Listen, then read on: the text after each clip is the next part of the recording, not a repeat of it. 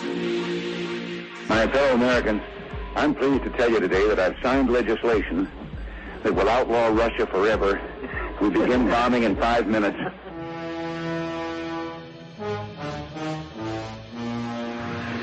It is essential that our team learns to work with our new recruit, not against him. I'm a geek, walking down the street. Check the computer. The mainframe computer. I access the mainframe.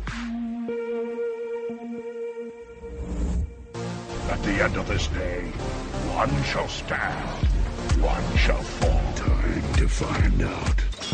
Welcome to Basically a Geek Show. Here are your hosts, Mike and Jack. I mean, seriously, like, who just stops a cab when we're halfway there and expects us to walk? Goddamn moron. Oh, look at that. It's episode 16 of Basically a Geek Show. My name is Mike. With me, as always, is Jack. What's up? And we're gonna hit the ground running with some Transformers news. Not necessarily Age of Extinction right off the bat. We're gonna start with Evangelion, actually. A couple of weeks back, we mentioned that a Japanese hobby magazine had included an ad that showed Transformers Evangelion crossover kind of blurb.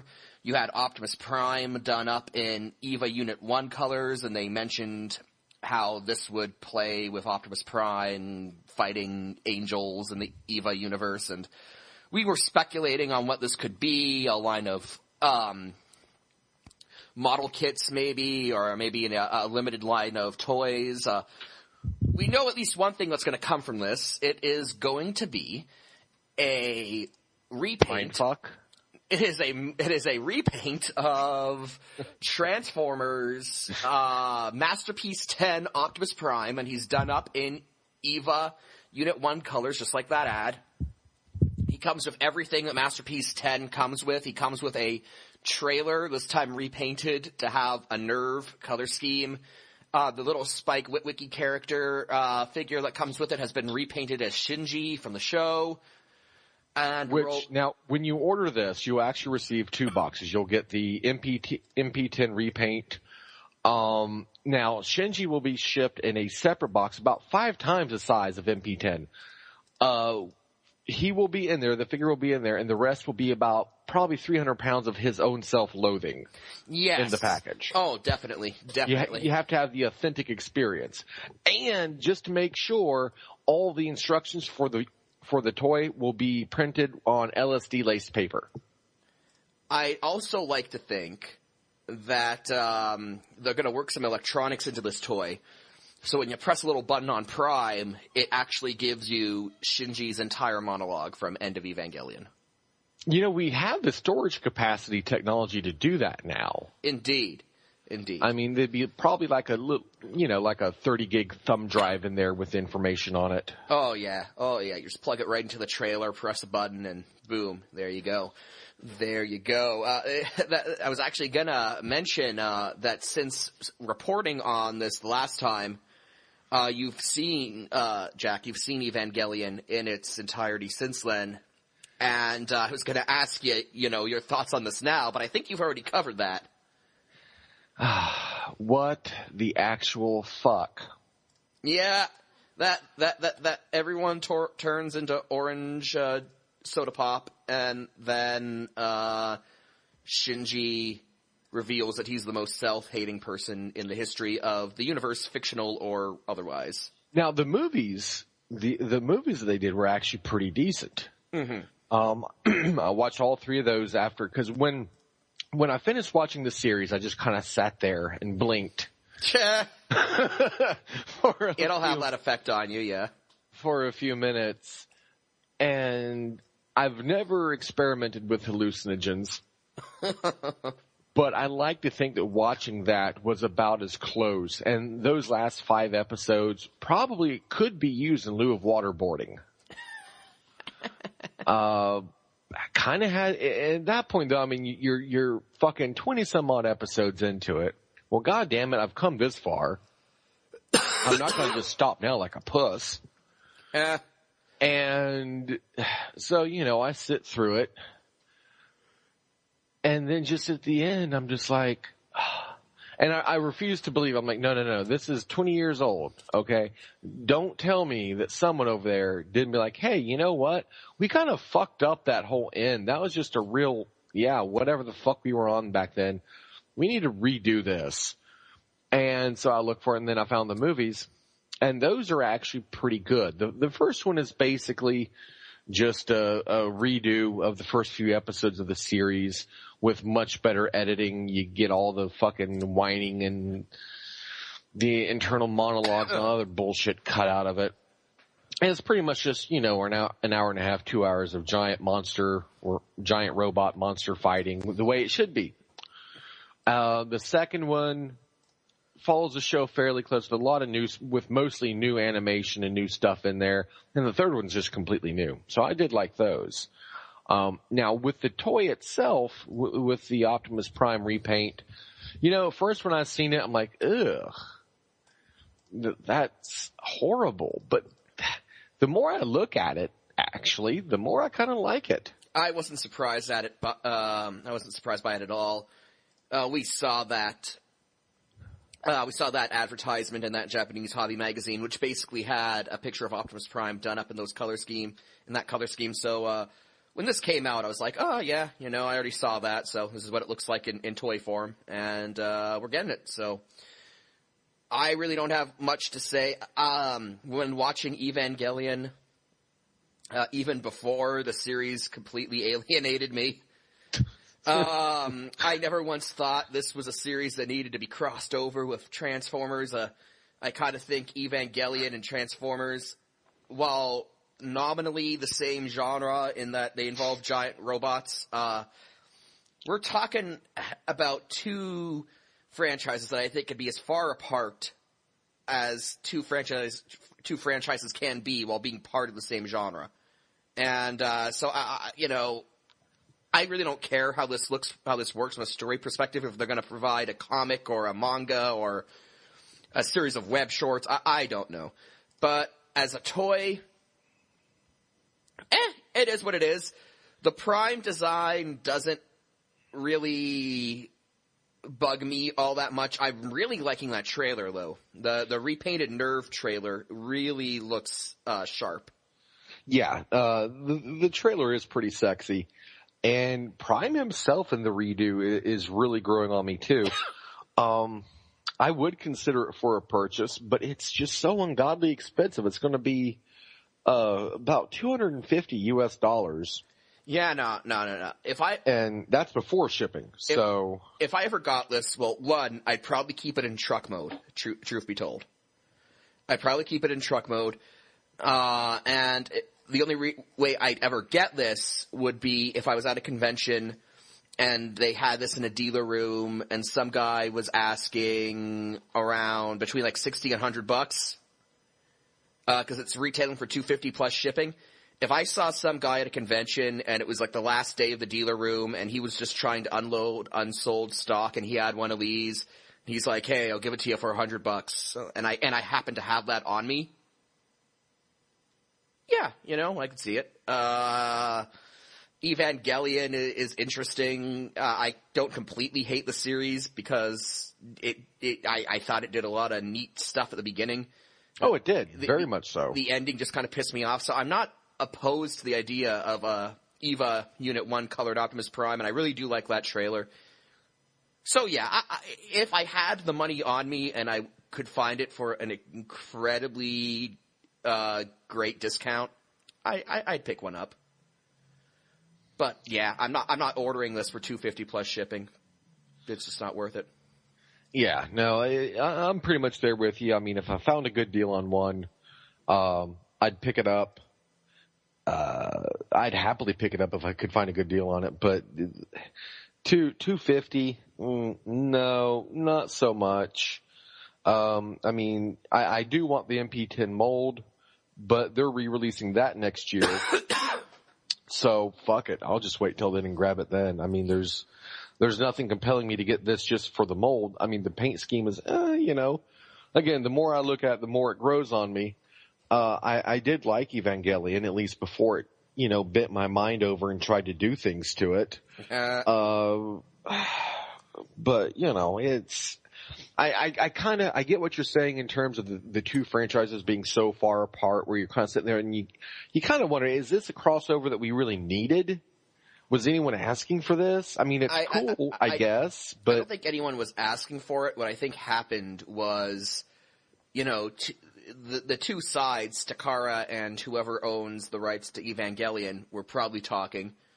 And they're like, hey, this is something we can do. And it was probably a case of the two sides just so happening to, like, come to agreement that this would be something that was doable. And here we are. Now, if they could replace Shinji with G1 Wheelie... No. See, if there's any fiction that goes along with this, I want Shinji to be, for whatever reason, paired to Starscream. I don't care what you have to do in the storyline to make it happen. But I want Starscream and I want Shinji to be paired up, and for whatever reason, Starscream's not allowed to just kill him. So he has to put up with his whining. The entire episode. Like, the entire length of whatever this crossover media would be. So basically you want it to end in Starscream suicide. Or madness. Well, see, that was why I wanted Shinji replaced with Wheelie. Because then, like, if you just transfer all that hatred and self-loathing and insecurity into Wheelie, then it becomes fun. Because then you're like, yeah, you suffer, fucker. You suffer. Yes. Feel the pain. Yeah. Sorry. Well, I guess on that note, we'll move on to Age of Extinction news. Speaking of feeling the pain. Hey, now I'm more optimistic about this than you are, I think. But on this, not so optimistic. So, some pictures, sort of pictures, were released of the second wave of Voyager figures for the Age of Extinction toy line. We covered these a couple episodes back. Was it last episode that we did this? That we covered them? I think so. Yeah, it was last episode where we covered them. And we talked about Hound and Galvatron, the two figures in the Wave 2 Voyager assortment. Yeah. And we shared this, and we kind of shared the opinion that Hound looked neat, but Galvatron looked terrible. And this was confirmed when in-hand copies of Galvatron started showing up across the interwebs. The first, and what we all suspected was revealed in glorious or nefarious fashion, however you choose to look at it. Galvatron is a shell former of all shell formers. Now, we never concluded this the other night when we discussed it. Is he worse than the Penguin? See, I'm gonna say he's not as bad as the Penguin, because, that would be, I think it's Break the Penguin from Beast Wars. And the thing about him is that his robot mode entirely curls up inside of the shell of the Penguin. Like, no part of the robot forms part of the Penguin. The thing here is that at least Galvatron's legs form part of the truck bed. Part of the truck bed. Not all of it, but part of it. So he's not quite as bad as the Penguin. But I'd still say he's up there. I mean, we've gotten to the point now where you could detach the truck bits from Galvatron, and you could form a reasonable truck and a robot that were completely separate toys.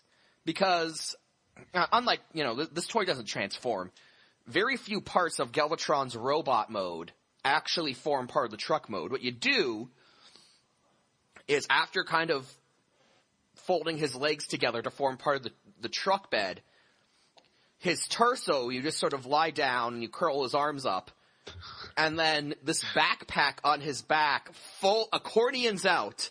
Yeah, it just like balloons out like a fucking tent of fail. It just like balloons out into this plastic truck cover that you just slide over top of Galvatron, and boom, truck mode. Yeah. And, okay, now, it's a nice-looking truck. Mm-hmm. I think, at least. I think it's a nice looking truck. And you know, I've said what I thought about the Galvatron design as it's been translated to toy form. Now, of course, you know, the way it looks as a toy does not necessarily indicate anything about how it's going to look on the screen. It may be awesome on screen. Bad looking toy, though. I'd say this thing, this is goddamn disgraceful. I'll just say it. It really is. Look, I understand the main argument in this toy's favor, that it is impossible to turn the Galvatron CGI model into that truck alternate mode. It is impossible, because it looks to me like that Galvatron CGI model was designed without any idea what the alternate mode would be. They just designed a robot. So I understand that, you know, in terms of making it look like, from a toy company's perspective, making that robot look like the truck it's supposed to turn into is going to be impossible. I get it. But because Hasbro, the company, has a huge role in these films, since they, you know, own the intellectual property that is Transformers, there should have been more back and forth between the people designing the robot modes for the movie and Hasbro. And if this robot that is Galvatron for this movie is incapable of turning into that truck mode, then they shouldn't have made that robot. They should have designed a robot mode that could conceivably become that truck. Yeah. I mean, this is Transformers after all. The concept of having a robot whose body is made up of vehicle parts is pretty much the premise of the franchise. So I don't think anyone would have freaked out if Galvatron in this movie had had part of a truck hanging off of his chest or something. That's just the way this thing goes. Yeah, and you know, then either, you know, change the robot mode or change the vehicle mode to something that robot could turn into reasonably with a minimum amount of kibble. You know, some Cybertronian design or something.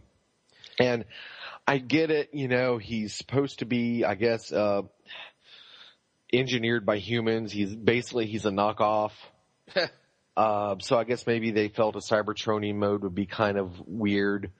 And I really can't disagree, but still, I'm sure you could have thought of something that could have worked better. I don't even mind that truck mode. I'm just saying they should have made a robot mode from the ground up that looked like it could reasonably become that truck. Yeah. And you know, throw some truck kibble on him. All Transformers have vehicle kibble on them. It's what keeps them from being shell formers, guys. I mean, that's part of the charm of Transformers. You have a vehicle, and you switch some things around, and then you suddenly have a robot made out of that vehicle. This isn't that. This is a robot mode that has no traces of a vehicle mode on him, and a folded-up truck on his back. And that, to me, that's not what I'm looking for in a Transformer robot design. This should have been coordinated better from the ground up. I don't understand why this thing is the way it is. I get the reasons why, but I just don't like it. Well, I tell you one thing, and you know, you and I have discussed my thoughts on this before, and I'm not going to get that deep into it just this second. But yesterday we read this article on TFW about how, you know, these automotive manufacturers are, you know, just knocking down Michael Bay's door to get their right, as long as they get to be Autobots. Yeah. And so it looks like they had someone who was willing to have their vehicle depicted as a Decepticon. And I'm thinking, you know, again, I think that we're seeing, at least with regards to the movie line of Transformers, what we're seeing is the design of the toy and the quality of the toy is being sacrificed to shill vehicles. I don't mind. See, here's the thing. I don't mind that. You know, I don't. Well, okay. I don't mind shilling of vehicles. I really don't. If you have a truck company that says, yeah, we'd like our truck to be Galvatron in the movie, Yeah, that's fine. I don't care about that. But then it's on to the designers to make a robot mode that can become that truck mode. I don't have a problem with the truck. I really don't. My problem is with ILM's either inability or unwillingness to design a robot that incorporates that truck into its robot mode. That's where I think the failing is. I mean, I get what you're saying. No, and I don't disagree with you. I don't disagree with you at all. I guess what I'm saying here is, you know, if it got to the point to where they said, look, we can't make this work, you know, there's no one's able to agree on what the designs should be for the robot and how to get it to go to vehicle mode. Well, at that point, we should say, okay, well, we need a different vehicle. Sorry, guys, this just isn't working for what we're doing. You know, something has to give somewhere, and it was very obvious what they thought that was. Well, we can't have a different vehicle mode because sponsor. So we're going to, you know. Yeah, then that's fine then. Then make a robot that can become that vehicle. Right. But evidently they weren't able or willing to do that. So it's just failure all the way around. And I figured, sure, I mean, when we first seen the pictures of this, I mean, you and I both knew pretty much what it was going to end up being, but I think we understated, we didn't quite comprehend the hilarious levels of fail that were at work here. These malevolent forces which conspired to create this abomination. Yeah, we didn't see this huge ballooning tent of truck that just folded out and covered it. Yeah, no, this is a Transformers toy that does not transform. It's as simple as that. But, you know, the story took a turn for, you know, the weirdness, and we're going to enter coast-to-coast bags for a moment here as we discuss some unconfirmed conspiracy-ness. So this is unconfirmed, but it's one of those things that I wish it were nuttier. I wish it were less plausible, and I wish there were less evidence to substantiate it. Because, I mean, you know, when I first brought it up to you the other night, at first you were kind of like, well, I don't know. And then after we kind of looked over everything, even you were like, yeah, something fishy is up here. We're not going to name names. We're not going to impugn people's reputations or anything like that because we don't have any evidence to back this up. But we watch. We see what others do. We're watching you. We have basically seen a lot of internet reviewers who review toys, specifically Transformer toys, who have reviewed this Galvatron figure. And by and large, the opinions seem to be rather positive about him. And now, that on its own isn't that big of a deal, you know, people have different opinions, someone likes a toy I don't like, or I like a toy someone else doesn't like, well, that's whatever, that happens. But, generally speaking, gauging how toys like this have been received in the past online, the praise that this Galvatron is getting is just insane. Yeah, I mean, if this thing would have come out 5-10 years ago on an internet, you know, as a someone reviewing it 5 or 10 years ago, this thing would have been buried. And I think even now, if this were some innocuous Generations figure, yeah, just, you know, it would either be not reviewed or it would be blasted. So we've watched a couple prominent reviewers online who have reviewed this toy, and we've come to the conclusion that, long story short, these guys are being paid off to give this thing praise. Or if not paid off, encouraged. Because a lot of the reviewers on YouTube who get a lot of traffic, they get sponsorships. The most prominent being Big Bad Toy Store. Yeah. But they're not the only ones. You see TF Source, maybe even a Robot Kingdom here or there. But yeah, the big online toy retailers do sponsor the more prominent video reviewers. And so you start thinking, if a guy who is not afraid to interrupt his review of a toy to shill Coca-Cola, if he starts telling me that, this piece of crap toy is fantastic, and then I see that he's got a Big Bad Toy Store sponsorship tacked onto his video, well, I'm sorry, I'm gonna think that maybe Big Bad Toy Store is either kicking him some extra cash or maybe just encouraging him to give this toy a positive review, because Big Bad Toy Store, they order Transformers products, so they're gonna have a warehouse full of Galvatron toys that they need to sell. Right. And if a couple of these prominent reviewers give it a good word, that's a couple more units per review. So it's not inconceivable that these guys who have the online retailer sponsorship would basically say, this toy is okay. You should check it out yourself. Right. And here's the thing. This parallels very closely something that's been happening in the video game industry, where responsible video game journalism, for the most part, is dead. Oh, it's been shot through the heart. There are a couple, who I have respect for, Angry Joe, Total Biscuit, those guys who try to, keep it real, yo. And if they think something's a piece of shit, they will. And both of them have gone through a lot of bullshit for that. But they say, no, this is, if you don't want me talking shit about your product, then don't make shit. But with most of the mainstream publications, when they review a game, they are encouraged by their sponsors to not so much necessarily to give it a good review, but to not give it a bad review.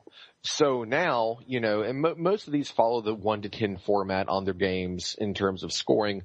So now 8 is the kiss of death. 8 is that wink, wink, nudge, nudge, saying, hey, this is really a piece of shit, but I can't tell you because we're being paid. That kind of thing. So when we see a toy reviewer online who says, this Galvatron toy might not be for everyone, but you should still check it out, that's essentially the equivalent of giving it an 8. Right. It's the wink, wink, the nudge, nudge, maybe perhaps, again, this is all theory and conjecture. This is us saying, putting our thoughts out there, and you decide what you want to do with it. Which is why we are not naming the reviewers in question. So, right. But this is that person saying, hey, personally, I think this toy is shit. But, I have to make money. I have to make a living. My sponsors say, don't give this a bad review or what have you. So here you go. Wink, wink, nudge, nudge.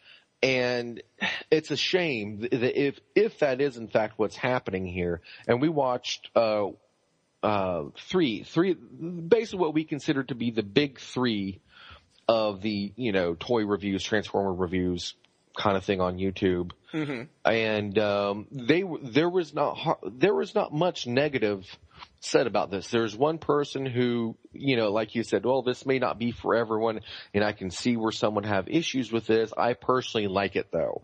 Now, that in and of itself, just merely saying that, that moves units, because, depending on how big this particular individual is, and all 3 of these are people that a lot of folks turn to for reviews on these figures. A lot, these reviewers all have substantial subscription rates, substantial video view rates. So these are guys who fans will turn to and will probably be a deciding factor whether or not they pick something up. Yeah. And it's sad really, because on one hand we're seeing, at least with regards to this movie line, now the Generations line is still doing good. There's still mostly, again, I credit IDW for keeping the designs fresh and their collaboration with Hasbro. Whereas for the movie line, this movie line, with the exception of a couple of Dinobots, which I know you picked up a couple and had things to say about them. But for the most part, this movie line is just garbage. And no one's really saying much about it. And, we're all entitled to our opinion. I get it. you could this could be these reviewers' honest opinion. Hey, this toy is great. Well, in that case, you know what? I'm sorry, you're an idiot. Because this part isn't subjective. If you have to fold up a truck tent and cram a robot in the hole, giggity, then that's not a transformer. Right, exactly. It's not a fucking transformer. And that's not even a GoBot. That's saying Tux is rolling over in his toy box. Damn it. Think of poor Scooter. But, we're even below GoBot levels of insanity at this point. And no one's really saying, hey, cut this shit out, Hasbro. Cut it the fuck out. This is ridiculous. Whatever you got to do to fix it, fix it. You've got the fucking money. You control the intellectual property. But I don't think they really care. Mm-hmm. I mean, we've seen, Galvatron is just the most egregious offender. There have been other toys in this line, this AOE movie line, that are just garbage. I mean, you yourself, you've seen some of the one pump chumps at Toys R Us. Yeah. And you said they even actually look shittier in person than they did in the pictures, which was hard to comprehend. Well, but lo and behold. Yeah. Okay. Yeah. A lot of the Toy Fair pictures that we got. Sorry. Excuse me. A lot of those Toy Fair pictures, they were those samples were touched up, and of course the stock photography is always touched up as it tends to be. But when I popped by to see, the Age of Extinction toy line on shelves, oh man, yeah, those one-step transformation figures, when you look at them in person, it is not good. It is like Drift. You look at him in his card, the one-step Drift, and in his card, he looks like a car-shaped block of blue plastic. They do look terrible in person. And I understand, we need to make it simpler for the kids, but, simpler for the kids to me is a 5-step transformation. The whole one-step ones, I am not a fan. I don't like them. Simpler for the kids is G1. I mean, but those G1 figures were 5-step transformations. Right, exactly. That's what I'm saying. Simpler for the kids, yeah. Okay, G1, something like that. Not necessarily get them those toys, but I'm saying something like that. They were cool. They still are. They still hold up great. Most of them. I'm looking at you, Ironhide. And most of these had fairly simple transformations. Well, the thing that's perplexing is that those toys do exist. There are 3 to 5 step transformation figures being sold in the Age of Extinction toy line that are simplified versions of these characters, 3 to 5 steps for a transformation, and they don't look as good as the Deluxe and Voyager stuff, but for what they are, for simpler toys for kids, they look perfectly acceptable. It's just that these one-step transformations are even more dumbed down, and as a result look like complete garbage. Yeah, and so, I mean, the Galvatron is the worst offender. He's definitely not the only offender. Mm-hmm.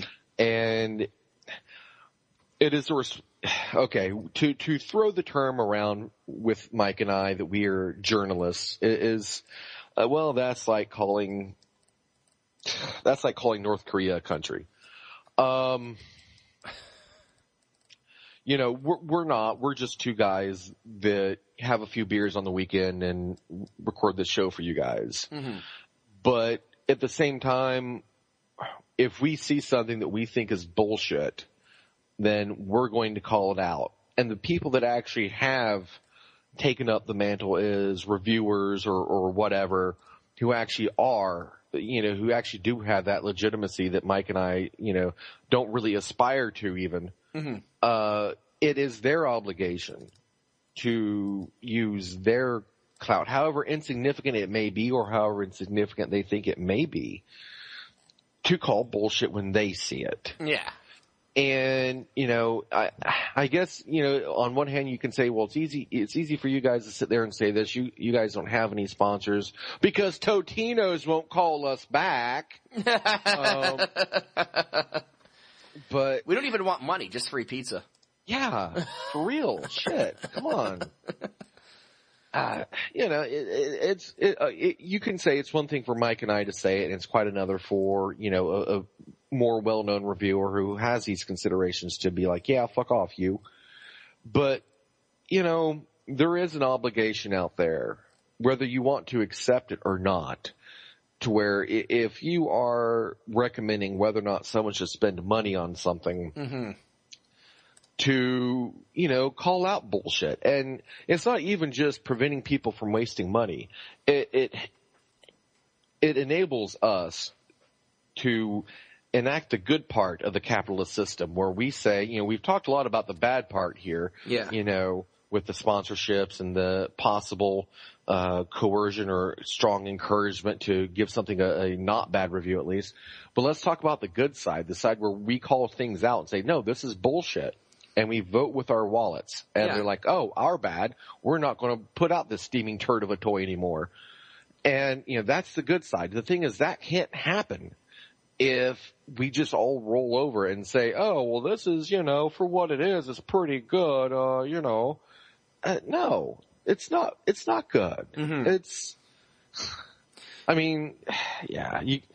No, I hear what you're saying. We've seen, we've seen some fantastic work come out of Hasbro, and this just simply isn't cutting it. And if you're in a position where you have the viewership numbers to, quite frankly, sway a couple people, maybe even a couple hundred people on whether or not they're going to buy a toy, i.e. spend their hard-earned money for a advertised good or service, and you falsely represent that, then you're doing everyone a major disadvantage.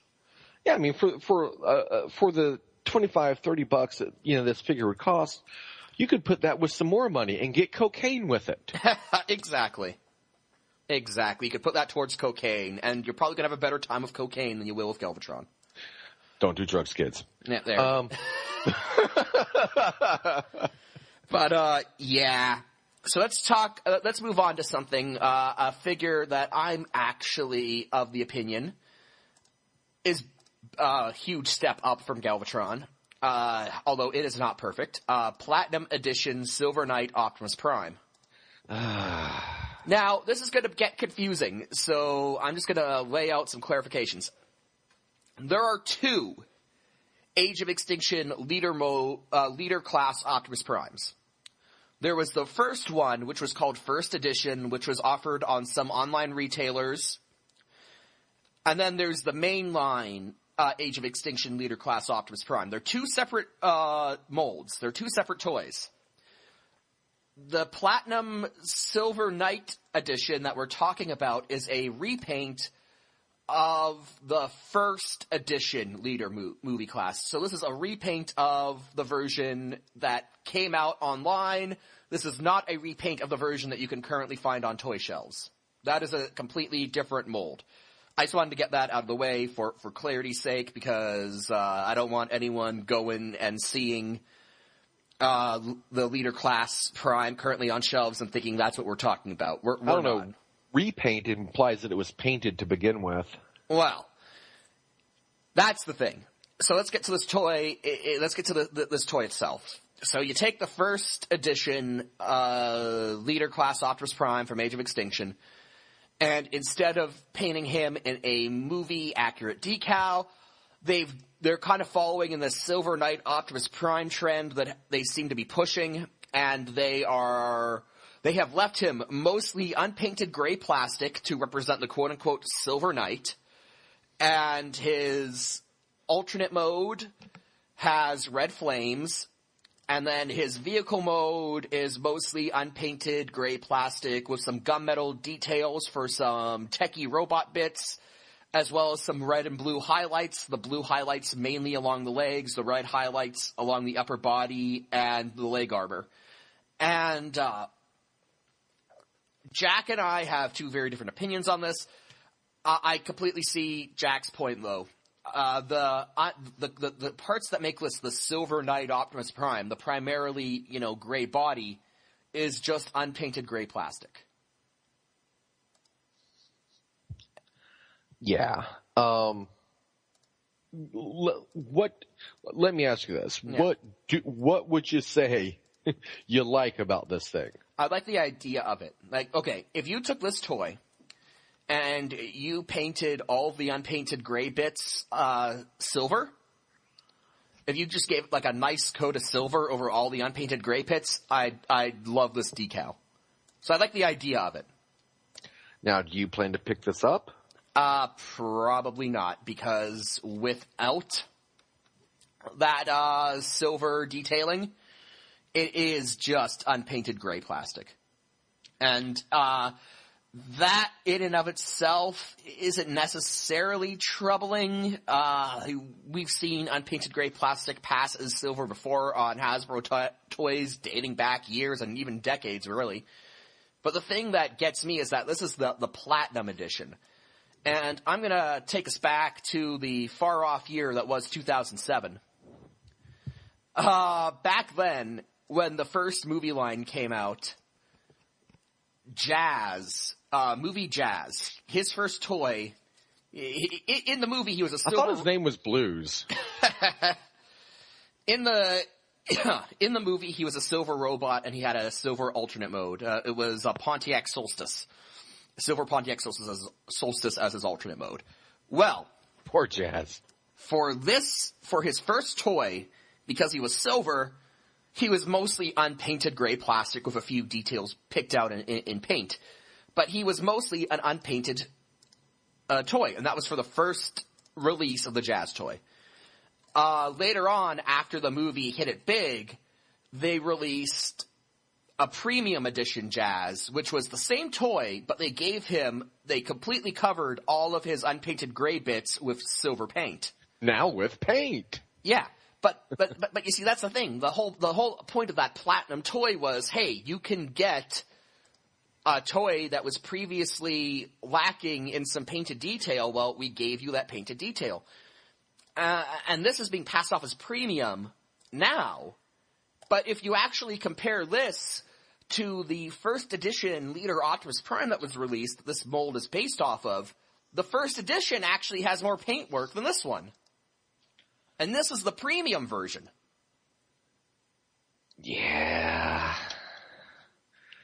And that's the problem. Like I said, I like the idea of this decal, but it's just not coming together with that unpainted gray plastic. Again, you put a nice layer of silver paint over it, and we're talking. But as it is now, it's just not working.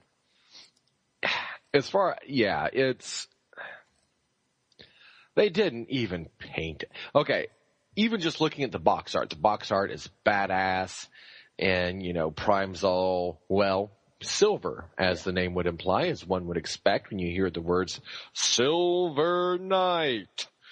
And he's got there's no flames on his chest. He's got some subtle bluish silver metallic shoulder pads. The face has some subtle blue cues to it, but that's really pretty much it, And you open the box and you get this unwiped ass of a figure that, it doesn't look like anything on the fucking box. They couldn't even be arsed to paint the goddamn thing. And these Platinum things, they go for about $70 usually? For a toy this size, it wouldn't surprise me, because this is a Leader class figure. So yes, around between 60 and 70 is probably what we're looking at. Yeah, so you're looking 60, 70 plus shipping most likely for most of us. If we end up ordering it online. And I so wanted to like this. I so badly wanted to like this figure. I tried so hard. And, because of what Mike said, it's an awesome idea. I like kind of the night aesthetic that they've given a lot of these Autobots in this movie. And I think it's pretty badass. And I want to like this figure so badly. And it pisses me off so much that I can't.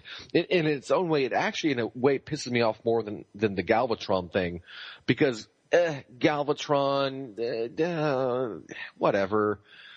There's no real awesome idea there behind it to get me excited, to make me want to like it. And I'm like, oh, well, shell former, fuck you. With this, it's like, oh, Silver Knight Prime and blah, blah, blah, blah, blah. And you get this cool box art and you're so wanting to like it. Then you open it up and you just hear this subtle, brittle cracking of your hopes and dreams as they fall in on one another into this vortex of oblivious hatred. And just, God damn it. In truck mode, it looks like a fucking Happy Meal toy, for shit's sake. Silver fucking Knight. They couldn't even paint the goddamn hubcaps? Yeah. Black fucking seriously, Hasbro? Seriously.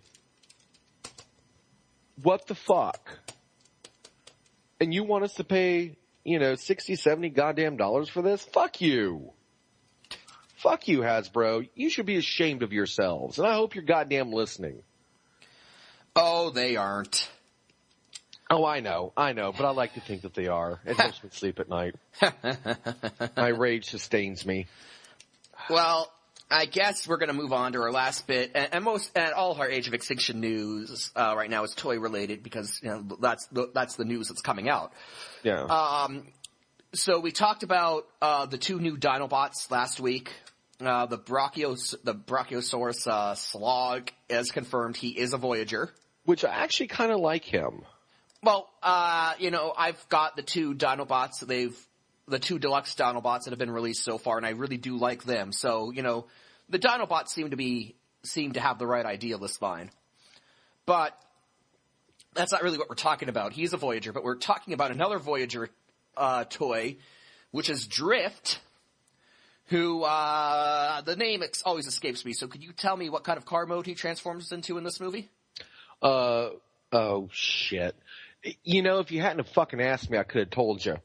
Bugatti Veyron. Bugatti Veyron. Okay.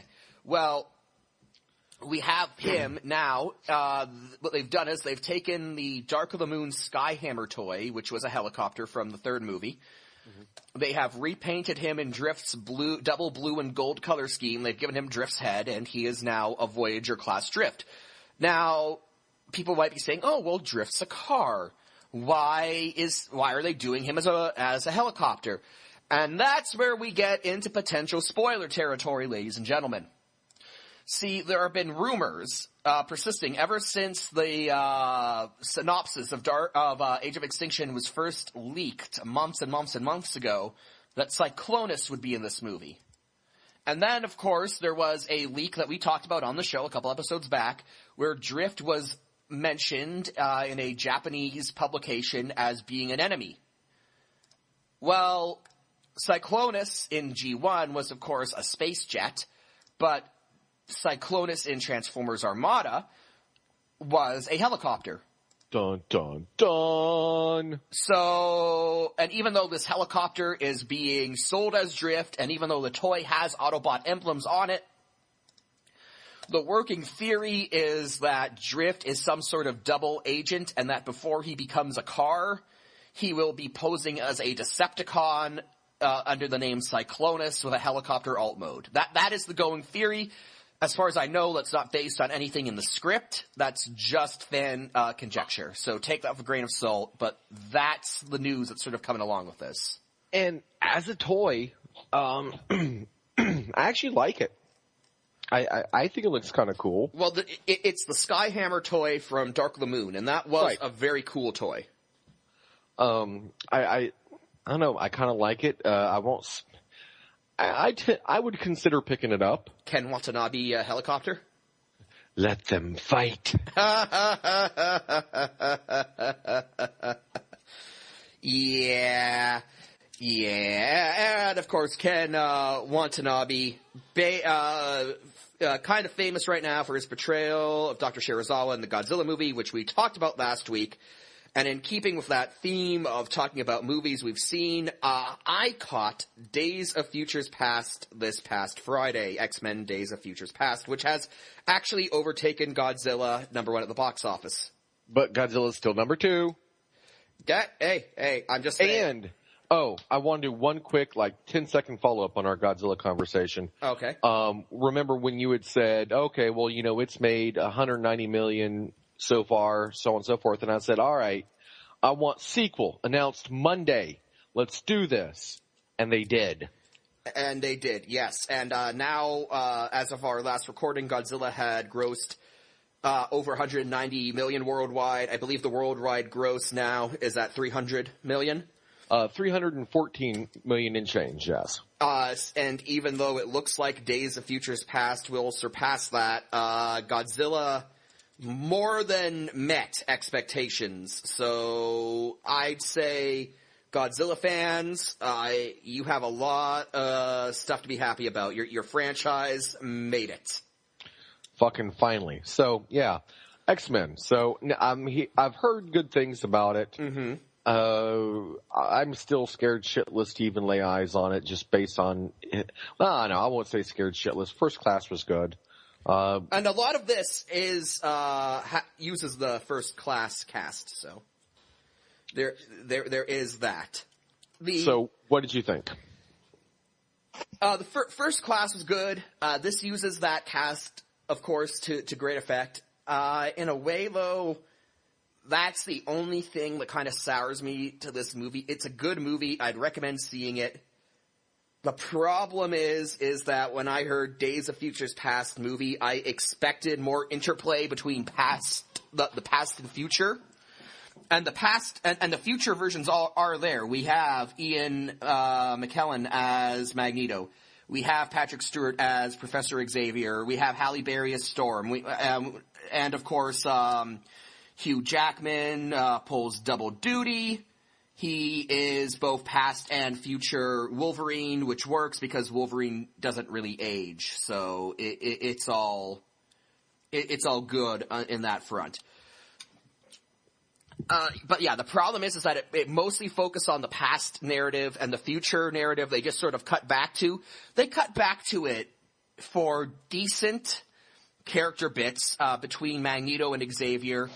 It's actually kind of cool because we see Xavier we see Magneto in the past, and past Magneto's a douchebag, because he's still in full-on villain mode, back then.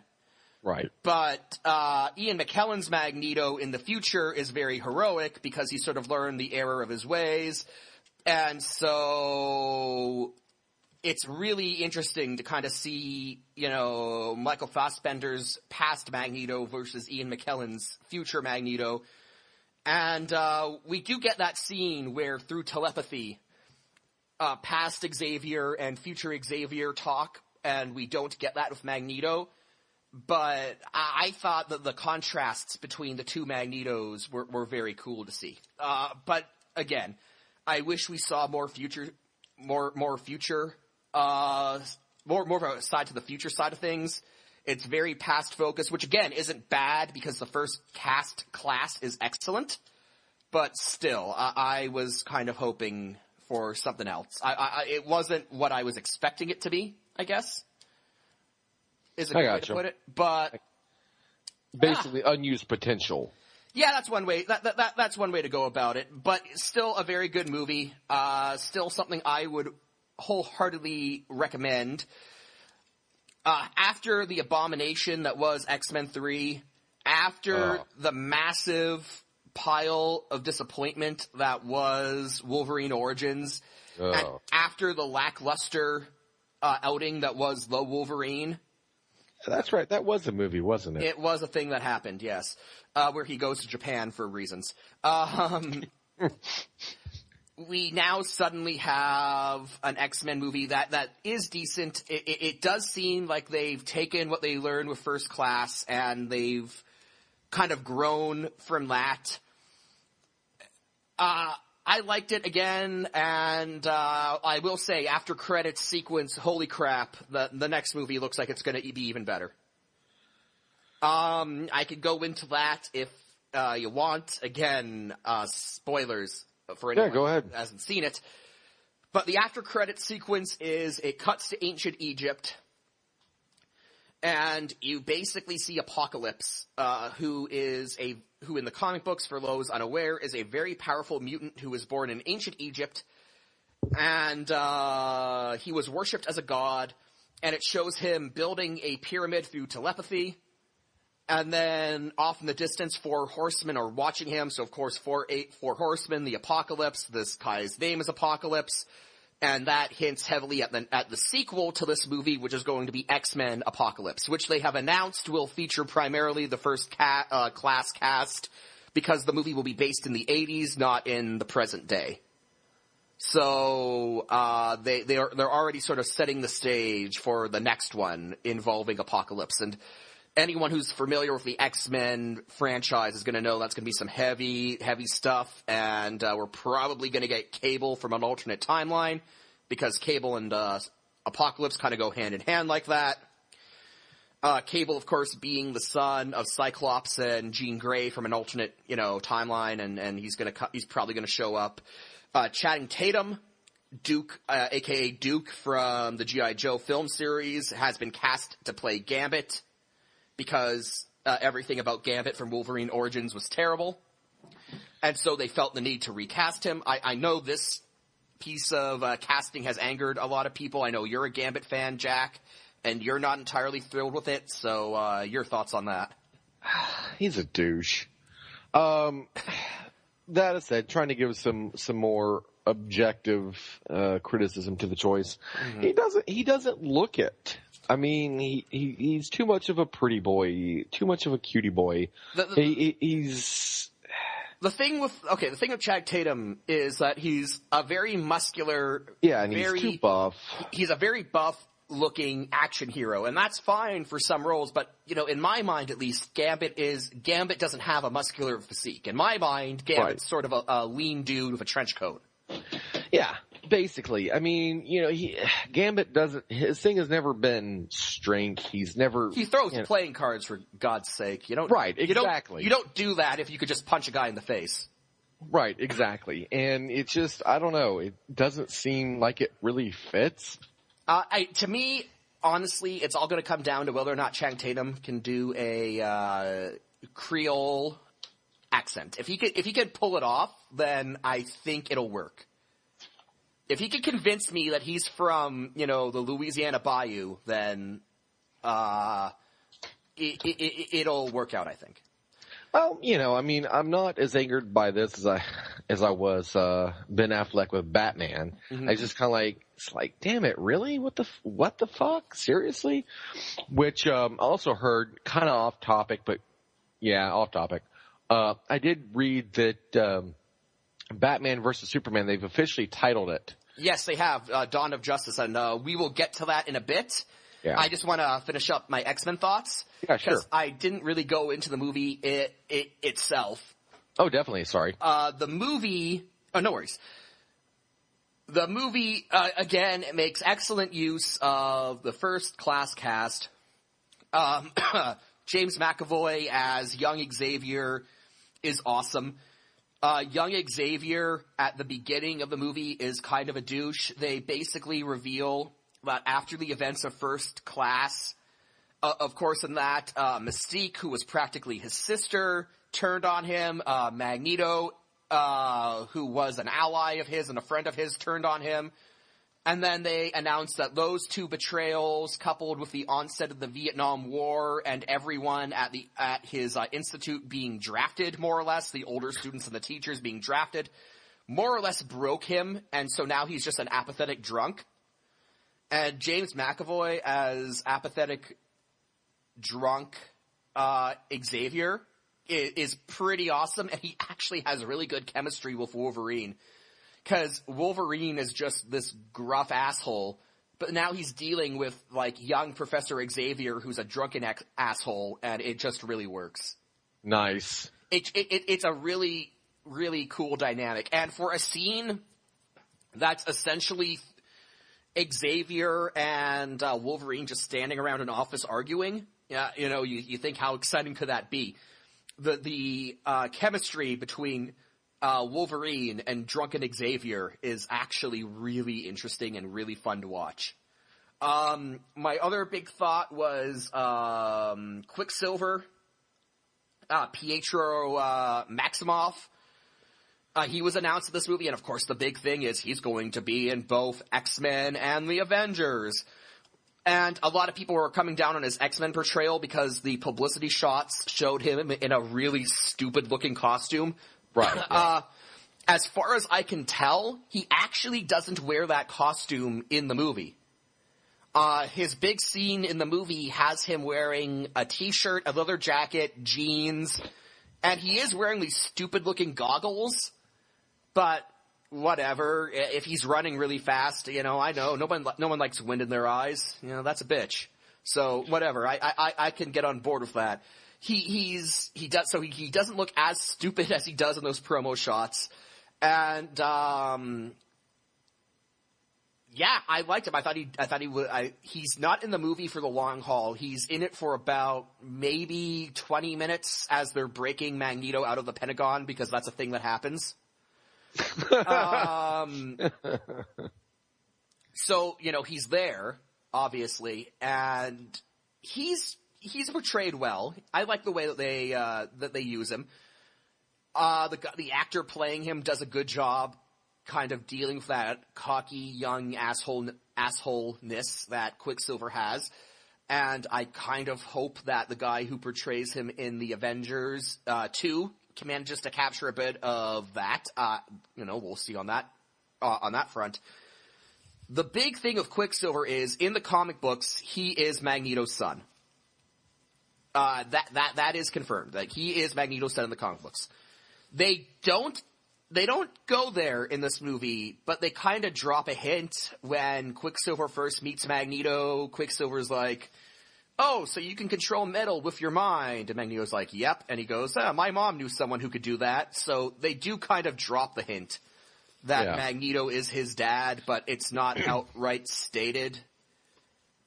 And then they show a picture, and then they cut to a scene where, Magneto's on the news, and then they cut to a scene of Quicksilver's mom being like, "What?" watching TV. So it's hinted at, but they really don't explore it. I suspect that probably has to do with a deal with Marvel Studios, because Marvel's also using him, and who knows how they're going to use Quicksilver in the Avengers if they can't mention the X-Men. That'll just be a mess. But I did like his portrayal in in Days of Futures Past. Peter Dinklage as Bolivar Trask actually worked out really well.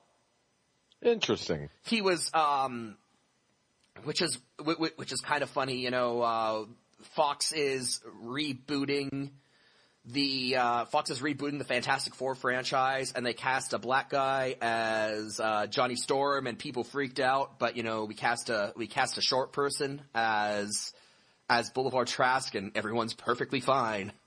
But it's like I don't. If you're going to get morally outraged about not following the source material, I can follow you on that path, but I just ask that you be consistent with your outrage.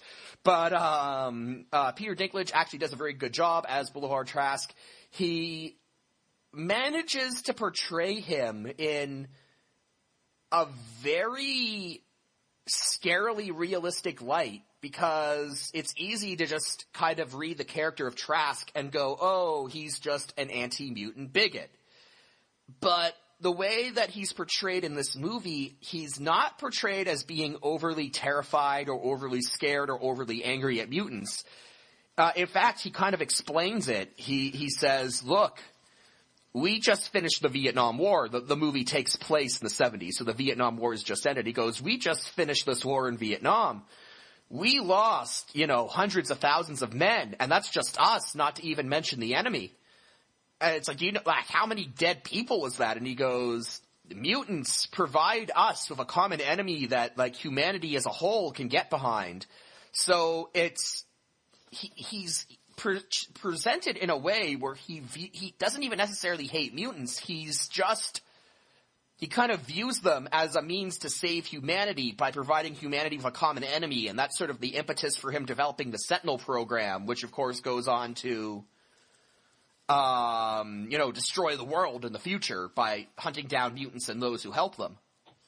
So, Peter Dinklage, really good job with Boulevard Trask. And of course, there is, Jennifer Lawrence as Mystique. A lot of people a fan of that for reasons unrelated to Miss Lawrence's acting ability. Bluebies. Although she does do a very good job. Mystique. Bluebies. Mystique actually is a central character because it's her attempted assassination of Trask that kind of sets off the need to go back in time. So, they do that. And it's, again, very well done.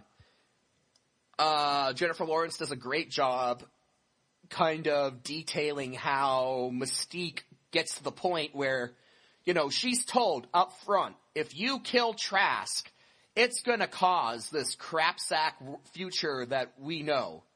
And she's like, I don't care. He's been oppressing mutants. I'm gonna kill him. And in a lot of ways, that goes back to questions like, if you had a time machine, would you go back and kill Hitler even if someone told you that the world that's going to result is worse than the one that happened? To a lot of people, they're going to be blind to that. And it's just, no, you've got to kill Hitler if you have the chance. But, so it's kind of playing on themes like that where she manages to portray the emotional struggle very well. And then, of course, at the end, she kind of overcomes that. Trask doesn't die, and the world ends up as a better place because of it. So, very good acting all around. The script does have a few problems. The script takes a couple shortcuts here and there. It's mostly in just trying to get the characters where they need to be. So, the characters need to break into the Paris Peace Conference that ends the Vietnam War, because that's where Mystique's gonna be to assassinate Trask. And they really don't show them breaking into the peace conference, even though that place would be very heavily secured. They're breaking in, they're just suddenly there because the story demands that they're there. And in terms of story consistency, I can see how that could bother people. But all in all, the movie does enough right to make up for it. And, going one step further, of course, Wolverine being the one who does go back in time, that is a disparity in the comic books. It's Kitty Pryde who goes back in time. And they obviously set Wolverine back in the movies because Wolverine is the cash cow. Right. And then, the studio kind of justified it by saying, oh no, Kitty Pryde in the future will play an integral part in sending Wolverine back, in that, Kitty Pryde's able to use her phasing abilities to send his consciousness back in time. The problem is that, Kitty Pryde's contribution is for the entirety of all the future scenes standing over Wolverine, shooting glowy things at his head as she maintains her concentration. So her role is still pretty minimal, even if technically speaking, she's a big part of it. Nice. So why didn't anyone think to send Wolverine back before then, actually, to tell First Class Xavier, for the love of Christ, don't tell Magneto that the U.S. soldiers are just following orders? Yeah. Okay. Yeah. Because, in First Class, they really show the moment where Magneto loses it and kind of goes on his path to the dark side. The Cuban Missile Crisis is happening. They're all there.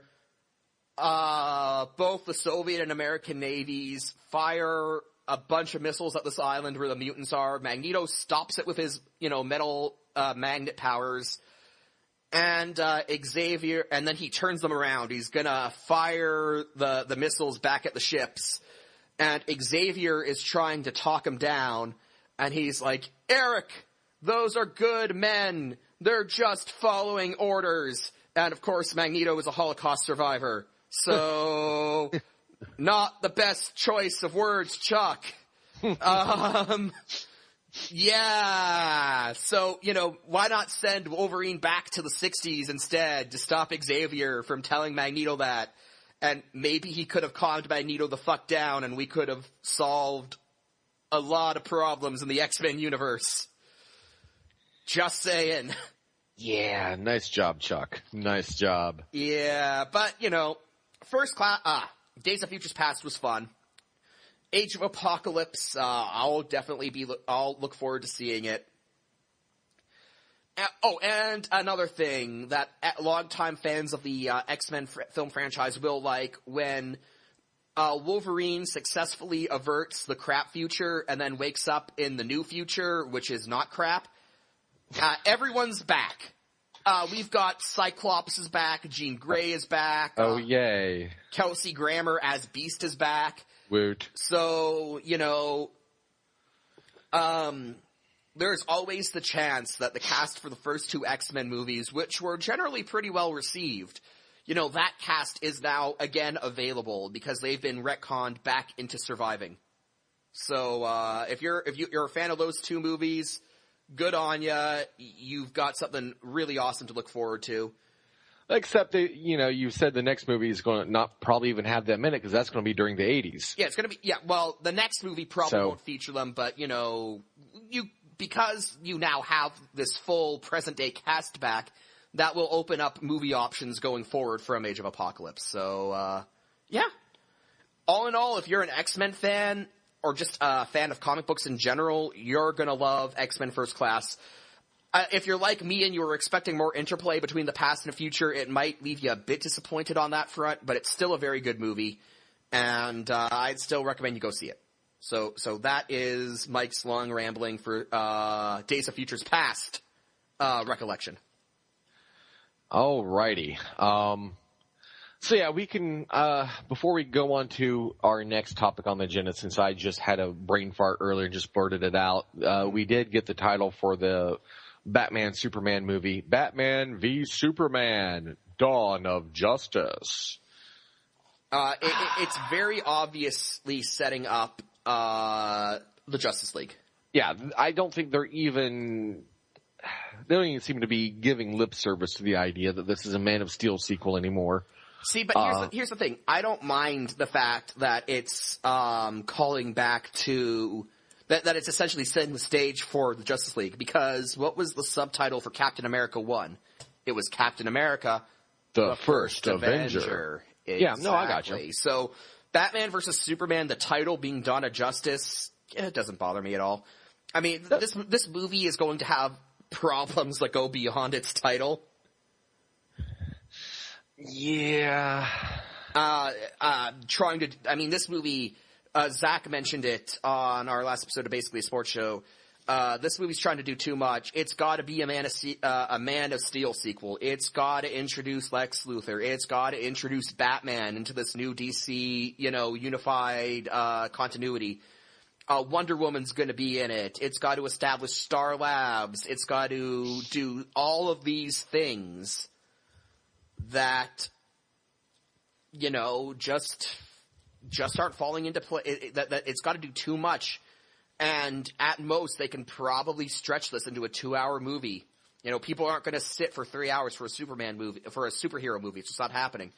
So you got maybe 2.5 hours to do all of this. It's going to be, they're going to do too much. It's going to be a clusterfuck, and the title is going to be the least of its problems. I know. I don't see the title as a bad thing. I just see it as them just finally admitting what this movie's turning into. Mm-hmm. Because, initially it's supposed to be Batman, Superman. Okay, fine.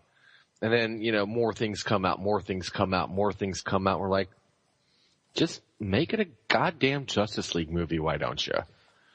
And it seems like that's kind of like, yeah, I guess we should probably go ahead and do that. So, I would have almost preferred it if it was just called Dawn of Justice and they dropped the Batman v Superman thing, because... Oh, give it a few weeks. Well, it's... I don't know. First of all, Batman v Superman looks stupid. Just put a versus in there. Yeah, it really does. It really does. And again, if Wonder Woman's going to be in this, then you're already making the Batman Superman title obsolete. I would have either gone with just Dawn of Justice or gone with World's Finest, which is what DC calls comic books that contain both Batman and Superman in it, because they're considered the finest superheroes in the DC universe. So World's Finest as a title with the Batman Superman logo imposed on it, I think would get the point across. But nah, Dawn of Justice, and that doesn't really bother me so much.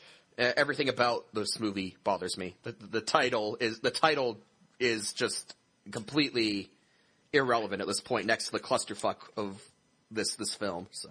Oh yeah, I know. I just thought it was kind of amusing that they kind of went ahead and just did that. Kind of a like, oh well, at least they're admitting what's going on.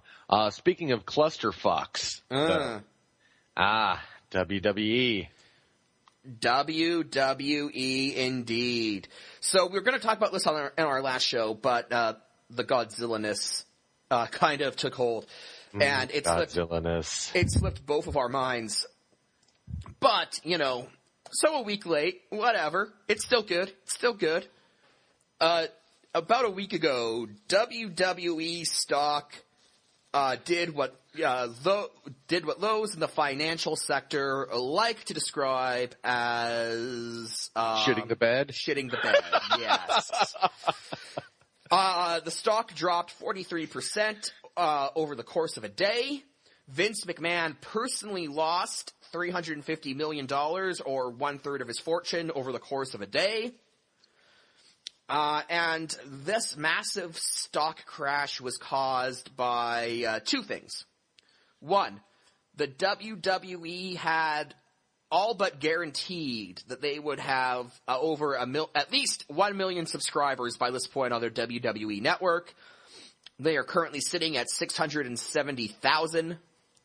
That was the first problem. Number two was that the WWE had been promising its stockholders that when they renewed their television deal with NBC Universal, they would be getting double or triple the amount of money.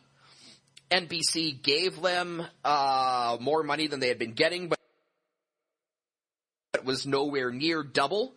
And a lot within the television industry saw this as NBC giving WWE a vote of no confidence in terms of being a sports or entertainment program.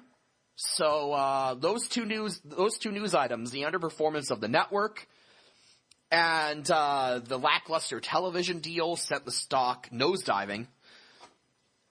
And here's the thing: if you've been paying attention, you might have noticed that both pieces of news, i.e. the low stock numbers, the low network subscriber numbers, and the television numbers, both of those were promised by WWE. Vince McMahon said, we will get 1 million subscribers by this point.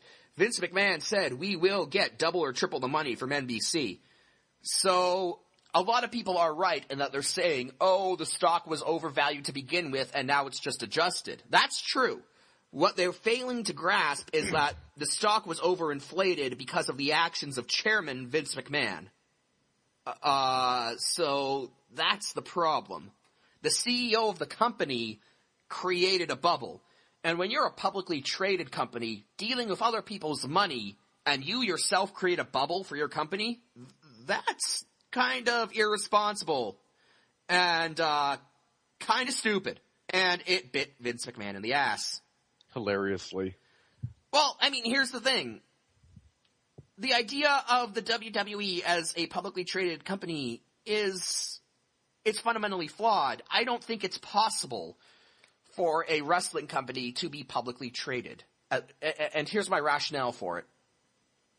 Wrestling, the people who run a wrestling promotion deal in over-exaggerated claims.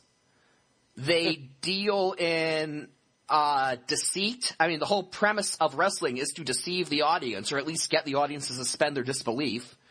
So deceit, over-exaggeration, doing anything you can to sell a show, doing anything you can to sell even a couple more tickets.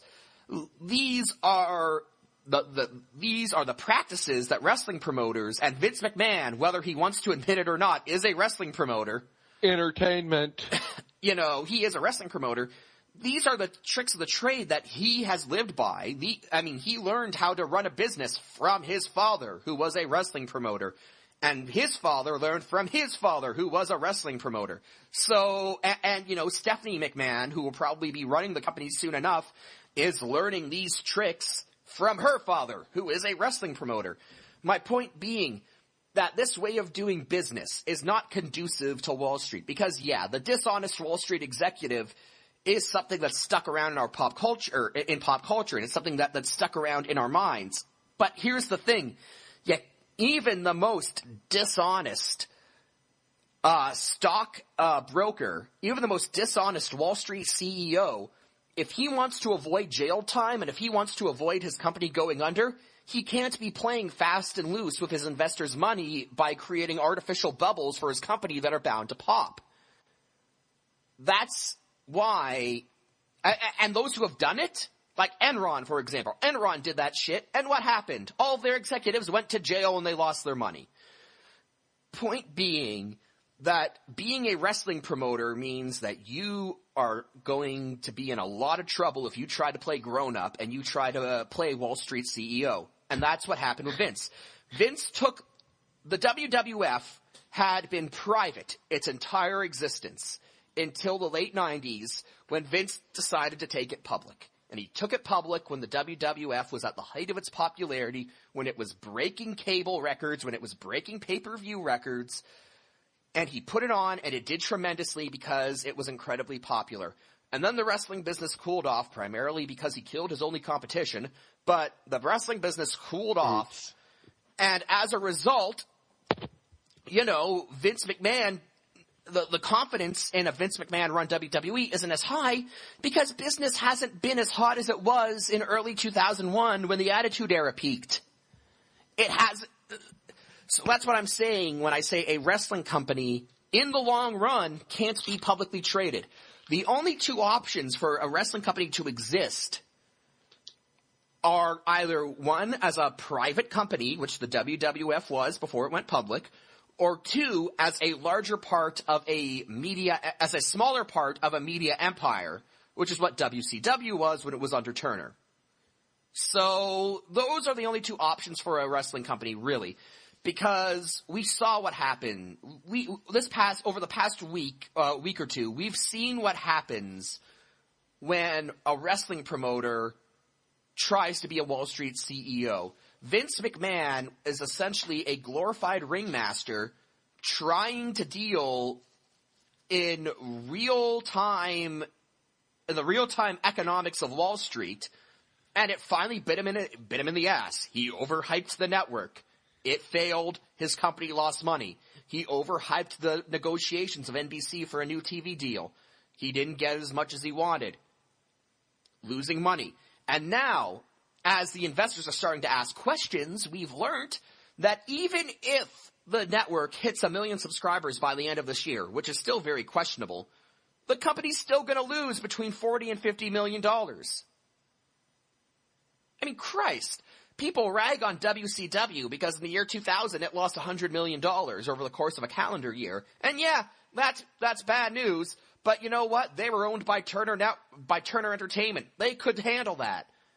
Vince McMahon's WWE, they lost $350 million in one day. That's like three 2000s for WCW. Just to put it all in perspective, people rag on WCW for losing millions and millions of dollars. And yeah, it did. But Vince tripled that in one day. In one day. And people wonder. And then it comes out that the network, even if it hits its requisite goal for subscribers by the end of the year, is still going to be losing $50 million. And people wonder why investor confidence in a McMahon-run WWF or WWE is at an all-time low. Yeah, he's a shit weasel. He's a shit weasel. Pretty much plain and simple. And didn't he, then after promising all this shit, you would think he would have shown a little bit of humility. Mm-hmm. But this is Vince McMahon. So if I understand correctly, what he did after this was, instead of saying, maybe our projections for how many subscribers we're going to get were a bit overly optimistic, No, now he's saying he's going to get $2 million. Yeah, they had a special emergency conference call between Vince McMahon, who is the CEO of the company, and the investors, because, the investors want to know what the fuck is up. And Vince basically said, if we hit 2 million subscribers, we'll be making money. And yeah, if the network does hit 2 million subscribers, it will be profitable. But here's the thing. Back when this thing launched in February of this year, they said specifically that the $1 million mark was needed to break even. And now we hear that 2 million is what's needed to make a profit, and 1 million will still be a net loss for the company. And they can't even get 1 million. They can't even get 1 million. They had their initial surge, their initial hype when this thing first came out. They aired it at the best possible time, too. They launched it a month before WrestleMania. A month before the biggest wrestling show of the year. If they got 670,000 people. Those other 300,000 plus people that you need to get to hit 1 million, if they didn't sign up for WrestleMania, they're not signing up for SummerSlam, which is when the renewal's going to come around. Yeah. And if anything, they'll probably end up losing subscribers because a lot of them just won't re-up just for fucking SummerSlam and all the other shit. They'll figure, I can do without that. And they will have watched like the archived content. They'll have watched all of that shit that they would have wanted to watch. The only way that the WWE can salvage this is if they raise the price of the network to a point where it can become profitable at a lower subscription base. But if they do that, they run the risk of alienating a lot of fans who signed up because the whole thing was sold on the promise of $10 pay-per-views. Yeah. And they also lost, I believe, Dish Network. Dish Network and DirecTV is now also getting cold feet because guess what?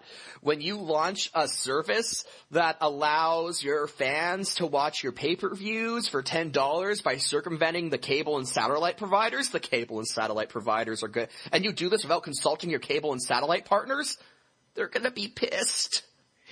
Yeah. So Dish Network has already decided to stop carrying pay-per-views. I think DirecTV is going to jump on that boat soon. And so you're going to kill the revenue from pay-per-views by taking two big providers off the table. And then you're not even hitting that 1 million subscription mark to watch the pay-per-views on the network.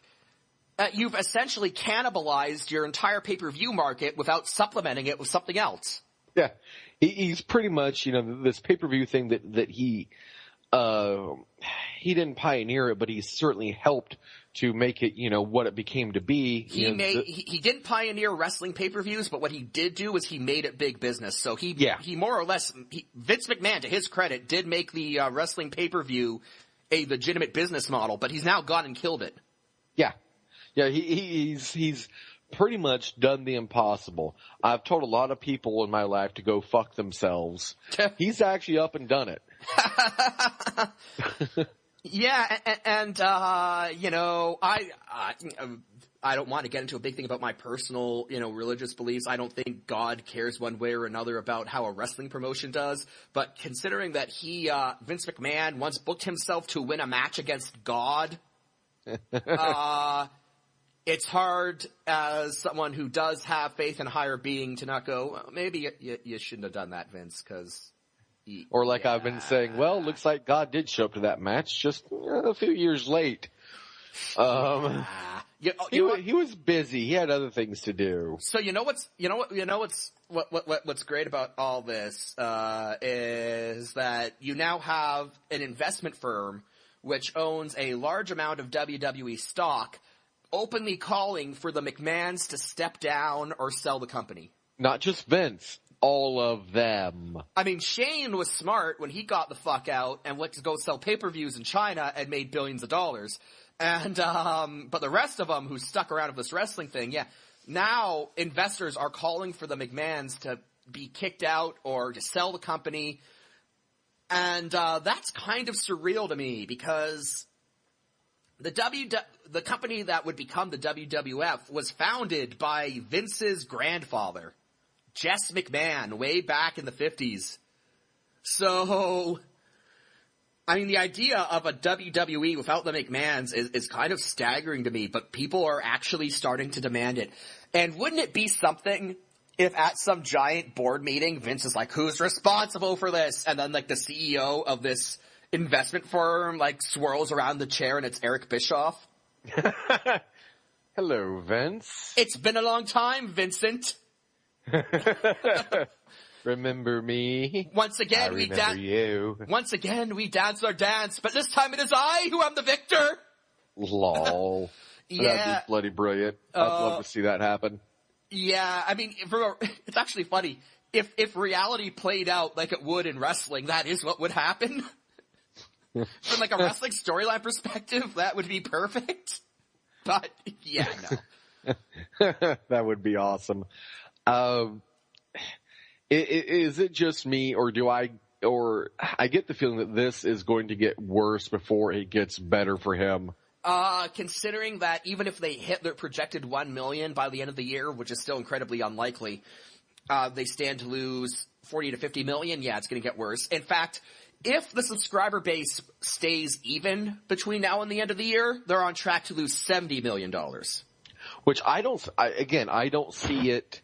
Okay, look at World of Warcraft, for example. A lot of people will subscribe, they'll play the content that's recent and relevant that they want to see, and then they unsubscribe. Now, I know this WWE thing goes on a 6-month cycle, but you're out of your WrestleMania cycle, and you are, one of the advantages of subscribing to this network, as I understand it, is that you get access to, their archives, which is all the WWEF stuff, as well as WCW, because, well, they bought that shit too. Yeah, the NWA, WCW, ECW, WCCW. They're going to add the new Memphis wrestling tapes to the network soon. Yeah. So yeah, the big appeal of this is being able to watch archive footage from basically every notable wrestling company over the past 80 years. Right. And the thing is, though, in 6 months, a lot, maybe not most, but a lot of these people will have already watched what they wanted to see. Mm-hmm. So they're not going to have that keeping them on there. There's not going to be, any, like, you're not going to have another WrestleMania. Like you said, SummerSlam, it's not going to draw people in to subscribe necessarily. I see them probably taking actually a hit in subscribers. Mm-hmm. And even more so if they do, as you say, and, up the subscription cost, which they probably do need to do if they're even going to stand a chance. Because, they can't even get 1 million. They had, like you said, they launched the best possible time. They did everything right with that aspect of it. The launch they did right. Just nothing else regarding this whatsoever remotely. Yeah. And so there's not that incentive there. There's, okay, I watched WrestleMania and the others, and I watched all the fucking WCW, WWF shit. One can only watch WrestleMania 3 so many times. And, so they're going to watch a lot of that shit. So what's going to be there to keep them, especially if they jack up the cost? Mm-hmm. If they're going to jack up the cost, which they need to do again, but they're probably going to need to wait till next year before WrestleMania to do it. Mm-hmm. Indeed. And then you have a lot of other things in the network. The network, they've been editing out entrance music for wrestlers whose music they don't have rights to. For example, in WCW, a lot of the music that was produced, because it was Turner-owned, a lot of the entrance music was produced by Turner's music division. And that was a separate entity from WCW within the Turner Empire. So when the WWF bought WCW, they didn't buy the rights to a lot of the theme music. So now, if you were to go on to the network and watch WCW Clash of Champions from, say, the mid-90s, a lot of the music's going to be dubbed over of just kind of generic music because they can't use the original. And it's even worse in ECW, because ECW used a lot of licensed music that the WWF doesn't want to pay for. Right. And that's terrible when you consider that one of the big stars at ECW was a wrestler called the Sandman, and he entered to Metallica's Enter the Sandman.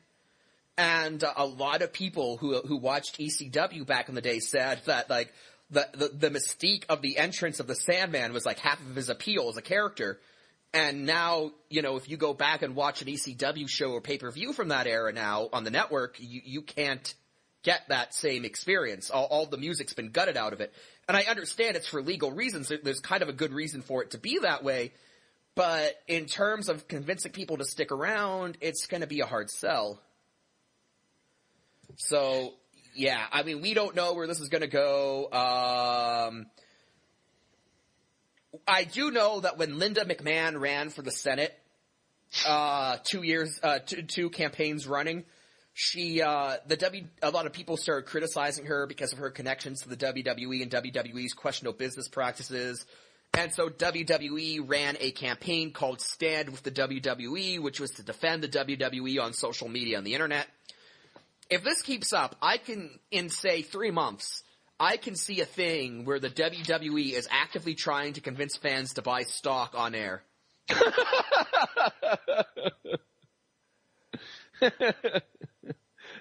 Well, given these cool WWE can cozies, fucking PBS pledge drives.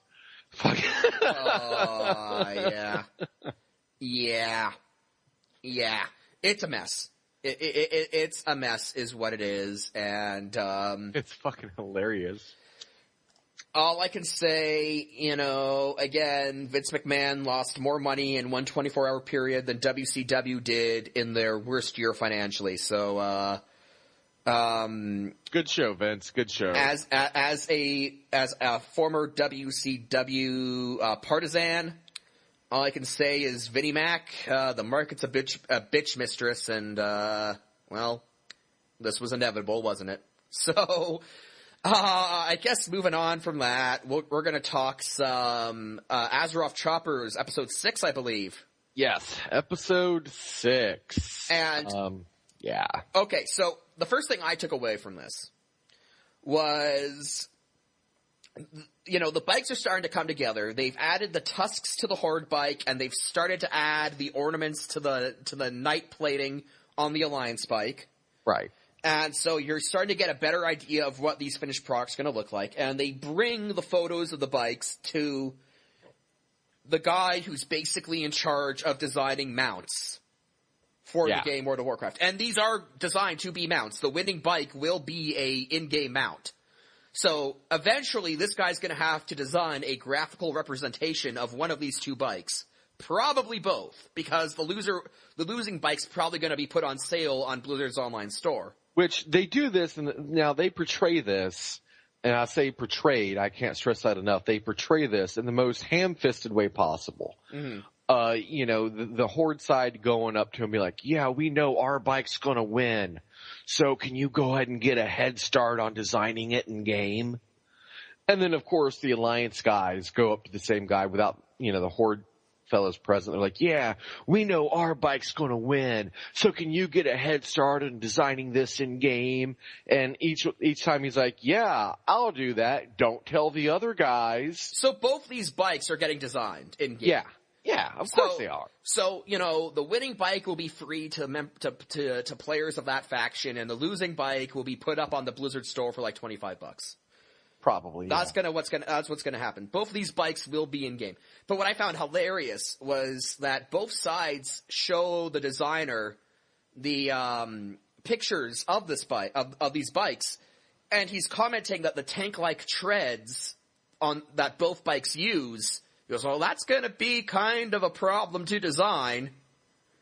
Well, maybe this should have been a thing that was hatched out beforehand.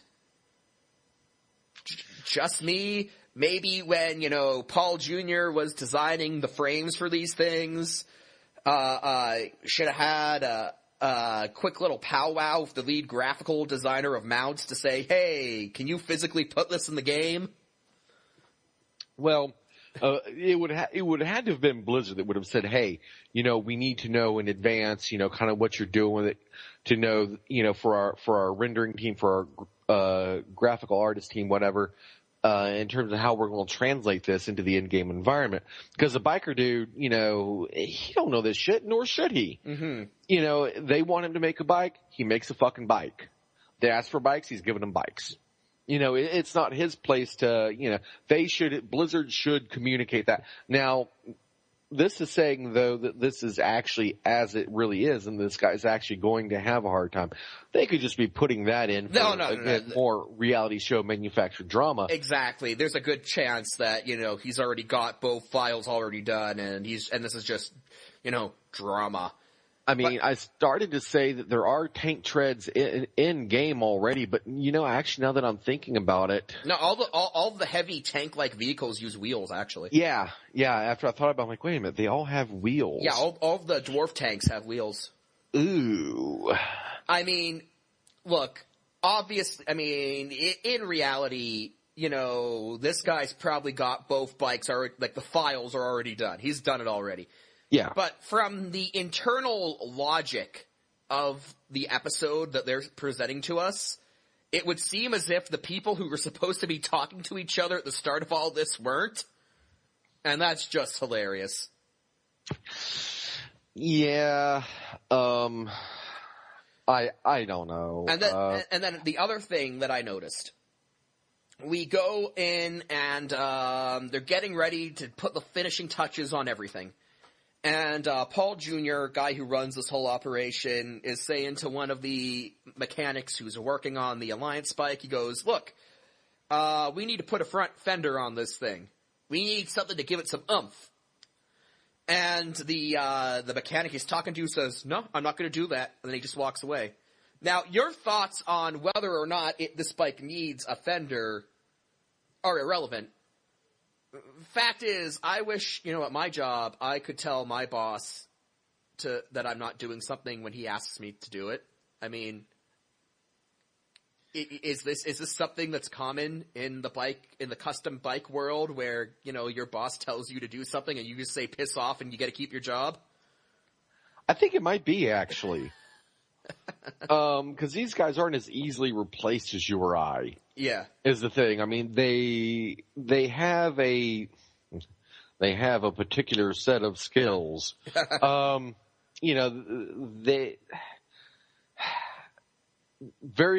many people that can do what these guys can do at the level that these guys are doing it at least. Yeah. So kind of like my mother, who was she was a commercial artist and everything, and she did things that not everyone could do. She had a very unique skill set, and she on occasion would say, "No, I'm not doing that." Mm-hmm. And though usually when it involves something that she felt morally bound her to say that, like one time when she was asked to do nudie pictures, not be in them, but to work on them. And so yeah, she did it then.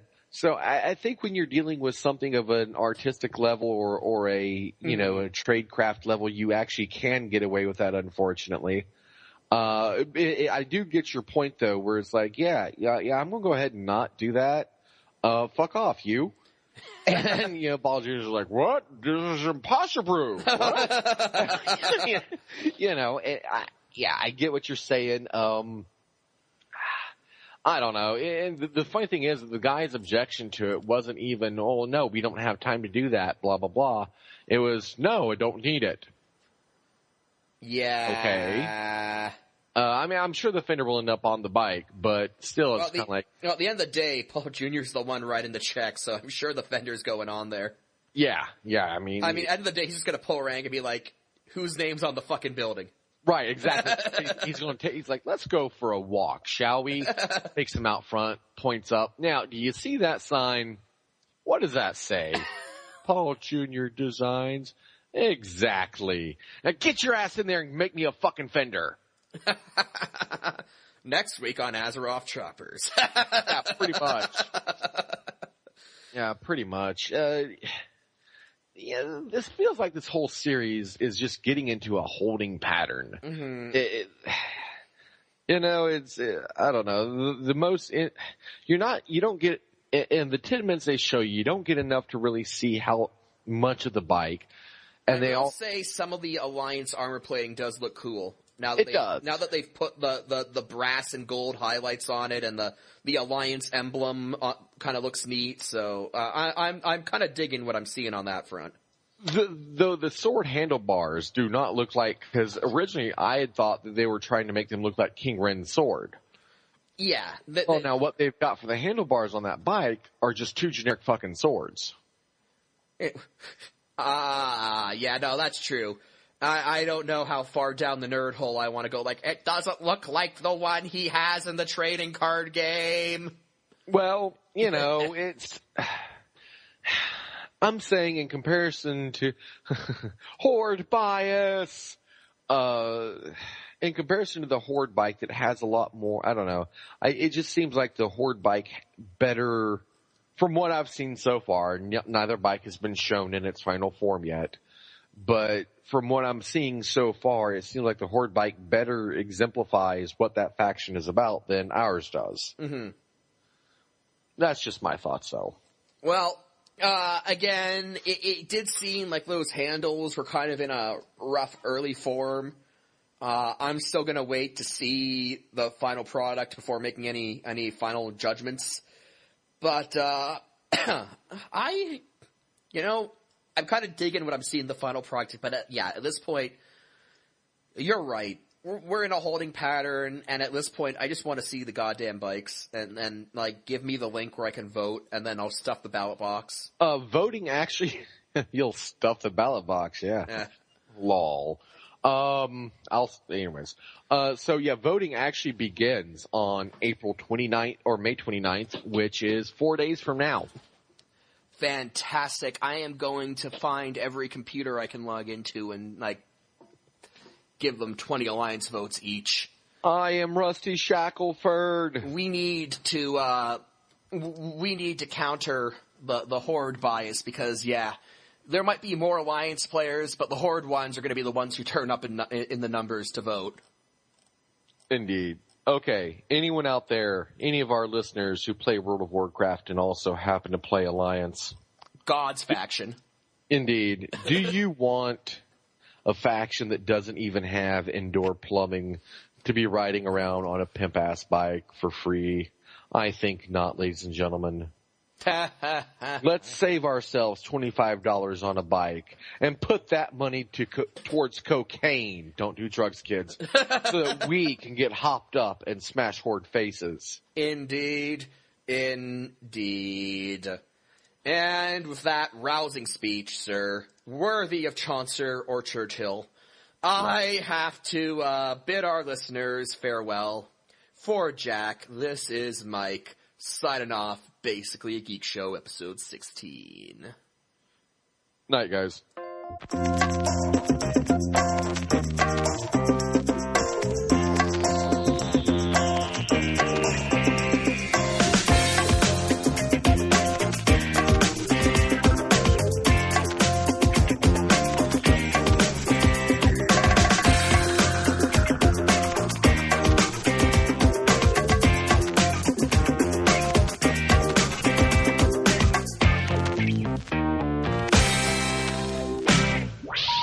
Please hang up and try again.